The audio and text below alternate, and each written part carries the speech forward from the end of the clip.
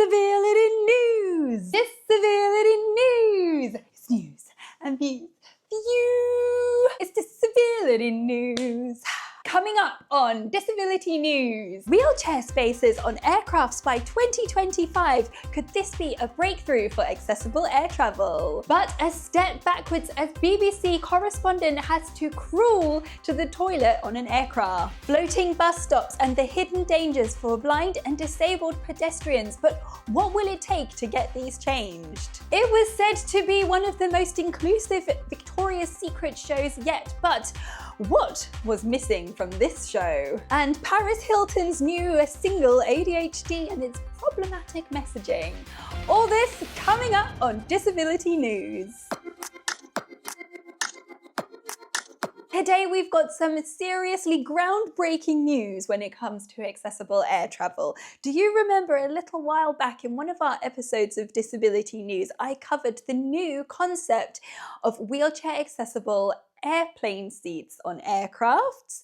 Well, that is about to come into fruition. After years of research and hard work, the FAA, Federal Aviation Administration, are closer than ever to making in-cabin wheelchair spaces a standard feature on commercial aircrafts. How exciting is that? The FAA have been conducting research for a couple of years now, testing how wheelchairs built to the same safety standards used in other modes of transport can be safely integrated into aircraft cabins. And they've been making amazing progress. They're working on ways to install tie-down systems that will ensure wheelchairs are securely fastened during flights. In fact, the FAA expects to sign off the safety restraints by 2025, marking a huge step forward in accessible air travel. They've stated, and I quote, "Currently, we have not identified any major issues with installation, and mitigations for any minor issues are being developed." The FAA believes they will be able to make a final recommendation by the end of 2025, which means that airlines could soon start requesting to modify their cabins. Once that's in place, it's anticipated that the Department of Transport will soon jump into action and start the process of rulemaking to ensure that wheelchairs in cabins become the new norm for airlines. Of course, there could be a few operational details to iron out, but the future is bright. We're talking about a world here where wheelchair users can board an aircraft and be treated with the dignity and respect as other passengers and not have to worry about their wheelchairs getting lost or damaged in the hold. Rights on Flights, an advocacy group who are pushing for accessible air travel, had this to say: "This is the moment we have all been waiting for. We are thrilled. The future is here and the future is accessible." And Chris Wood, co-founder of Air for All, had this to say: "This is incredible news. Air for All is now set to implement its innovations into air travel annals of history. Finally, my children and millions around the world will start looking at air travel through the same lens as everyone else, giving us safety and dignity." That's right, change is happening, but it is all thanks to the hard work of the advocates, the policymakers, and innovators. I would love to know, what do you think about these aircraft seats? I have a few questions. Will these aircraft seats be available on all planes? Will these seats be available for long-haul flights or just short-haul flights? I'm not sure that I would want to stay in my wheelchair on a 24-hour flight to Australia, for example. However, if I'm just popping over to Spain or France or anywhere in Europe for no longer than about 4 hours, then these spaces would be amazing for me. What do you think, though? I have got some breaking news that has just come in. The Department for Transport has issued a $50 million fine against American Airlines for mistreating passengers with disabilities. According to the Department of Transport, American Airlines had the worst track record of major US airlines for damaging wheelchairs and other mobility devices between 2019 and 2023, and also performed poorly in providing prompt wheelchair assistance and dignified transfers for passengers with disabilities. One incident, the Department of Transport report highlighted was in November 2023, where an American baggage handler dropped a wheelchair down a baggage ramp. Ooh, this one hurts to watch. American Airlines acknowledged the fine and said it is committed to improving. In fact, it noted that it has ramped up accessibility investments since well before the Department of Transport issued its fine. By setting penalties at levels beyond a mere cost of doing business for airlines, we're aiming to change how industry behaves and prevents these kind of abuse happening in the first place.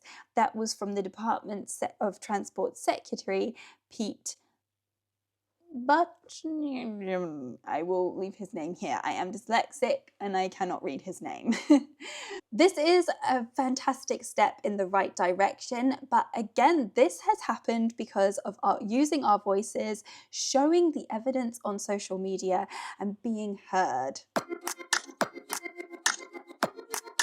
Now, on the other end of the spectrum, in the same month, we're going to share the experience of Frank Gardner, who some of you may recognise as a BBC News correspondent. And unfortunately, it's an experience that speaks volumes about the air travel industry for disabled passengers at present. Frank is no stranger to travel, and on a recent journey back from Warsaw to London with Polish airline LOT, things took a very drastic and humiliating turn. Frank has been paralysed since 2004 after being shot in Saudi Arabia. Despite being a seasoned traveller, Frank found himself in an all too familiar yet unacceptable situation for disabled people. Due to the airline's lack of onboard aisle chair, Frank had to crawl to the toilet on the aircraft. I said, well, how do you expect me to go to the loo? Well, we can help you. Well, not really, because, if somebody drags you to the loo, it's too difficult. So I had to crawl on my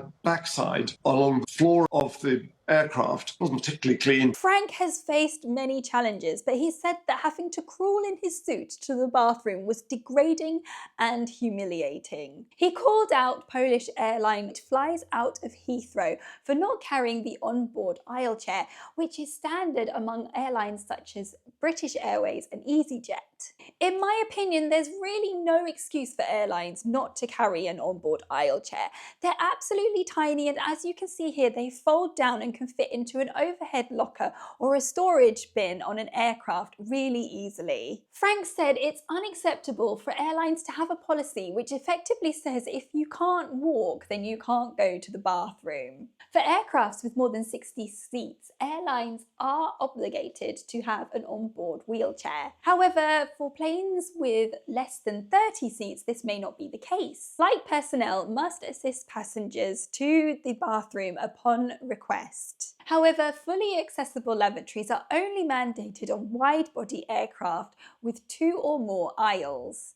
On narrower planes, accessibility in restrooms is still limited. However, you've seen from many of my flight videos that even the accessible toilets are very, very difficult to use, especially if you have very, very limited lower body function. In a response to the incident, LOT did issue a statement apologising for any distress caused, and they are actively seeking out solutions for their short-haul flights. However, Frank was a little bit disappointed with this statement. The idea that, oh yeah, we're looking into this, it's something we'll consider, that is a rude word beginning with B, because I flew LOT before in May back from Tallinn, and I had the same thing. No, we don't have onboard aisle chairs.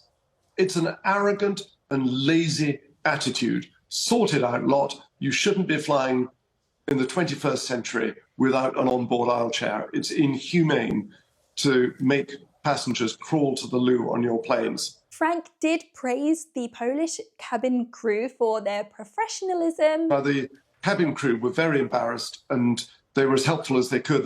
And they actually encouraged him to raise this issue publicly, which goes to show you it's not the cabin crew's fault.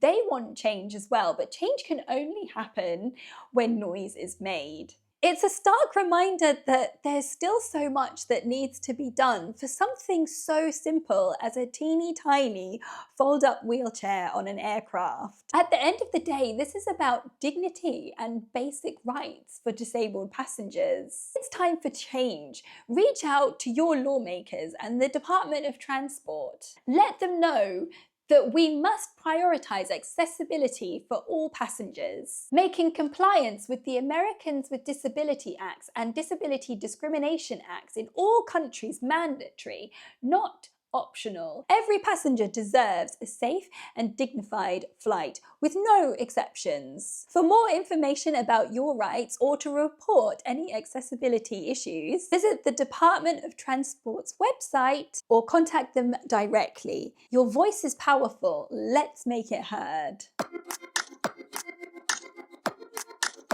If you are enjoying this video so far, make sure to give a thumbs up and consider subscribing for more disability news content. Now, I don't know if you have seen these floating bus stops. They're also known as bus stop bypasses and the dangers that they can impose. But the charity Guide Dogs is calling out for a pause on the rollout of these floating bus stops. This is an arrangement that involves a cycleway running behind the passenger boarding the area at the bus stop, between an island and the footway. The bypass consists of a cycle track which should be separated by curbs from the footway with minor level differences. While they're meant to make cycling safer, there are big concerns about how these stops affect people with disabilities, visual impairments, and blindness. As you can see from the videos, just getting off or on the bus here is extremely stressful and unnerving. Research from the University College London, commissioned by Guide Dogs, highlights exactly why this is a problem. The charity says there is just too much confusion in the standardisation of these designs, leading to near misses and a lot of confusion for disabled people. I mean, just look at them, it looks so dangerous. Quite often, cyclists will ring their bells, but they won't even slow down. Eleanor Briggs from Guide Dogs put it perfectly when she said, transport should give people independence, not more stress and fear. And I couldn't agree more.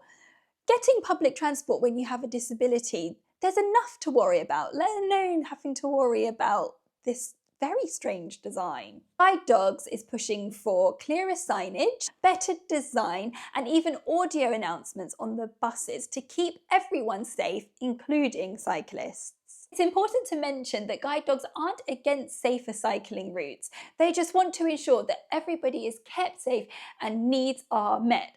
I'm really worried about this. What is it going to take for this problem to be taken seriously and to see change happening?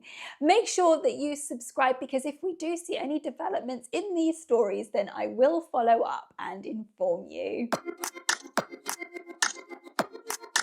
Now, brace yourselves, folks. Paris Hilton has released another single. I don't know if we needed another single, but here we are. We have another single called ADHD. And I must admit, it's catchy, but the messaging is quite problematic.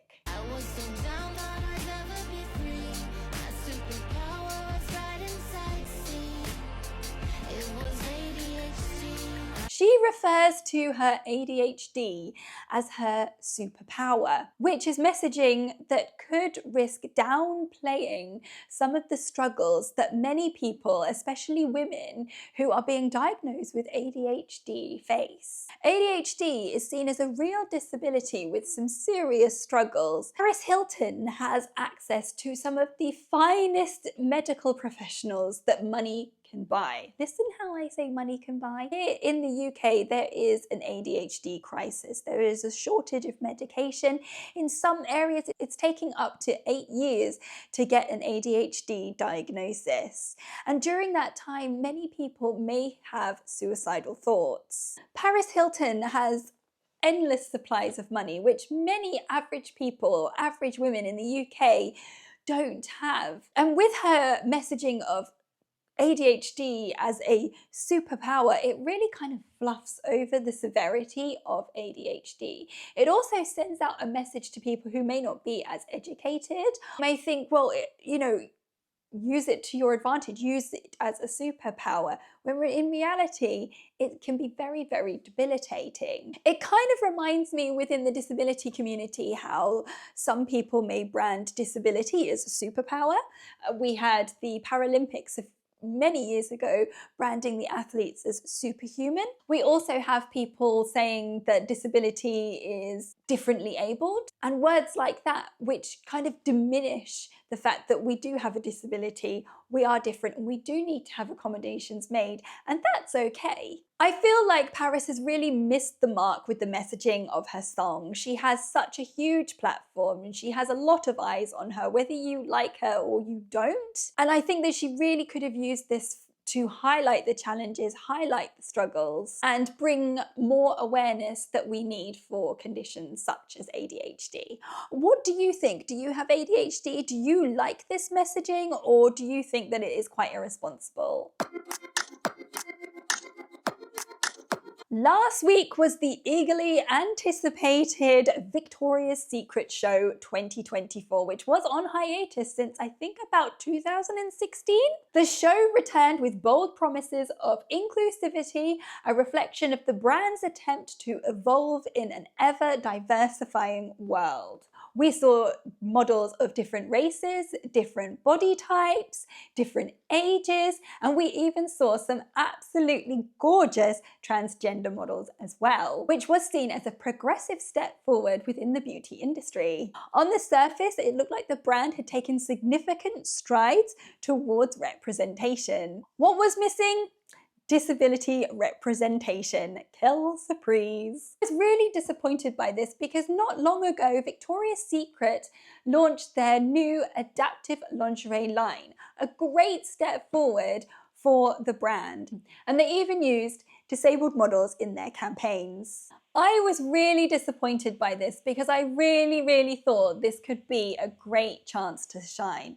I really could have imagined seeing someone like Chelsea Hill with giant angel wings gliding down the runway. I could definitely have seen some amazing models who were maybe amputees strutting their way down, showing off their amazing bodies. I just feel like a brand who wants to be seen as inclusive really missed the mark with this opportunity. But did I miss something? Were there some disabled models that I wasn't aware of? Of course, there are people with invisible disabilities and chronic conditions. I don't know about you, but when it comes to the disability representation, I have had enough of being the token gesture. If you're gonna do it all the way. Do it across your brand. The absence of disabled models really rings out that a lot of work still needs to be done. And it requires a lot more than just being a token gesture. If brands like Victoria's Secret really want to be inclusive and really want to stay relevant, they really need to embrace a full range of identities and bodies without leaving anyone behind. If you're going to be inclusive, then you have to be inclusive. Let me know what you think down below. And that is it for this episode of Disability News. I really hope you have enjoyed it. Remember, if there are any stories you feel like I should be talking about on Disability News next, then you can email me or you can DM me over on Instagram. Don't forget to check out any past episodes that you may have missed, and I look forward to seeing you in my next video. Bye!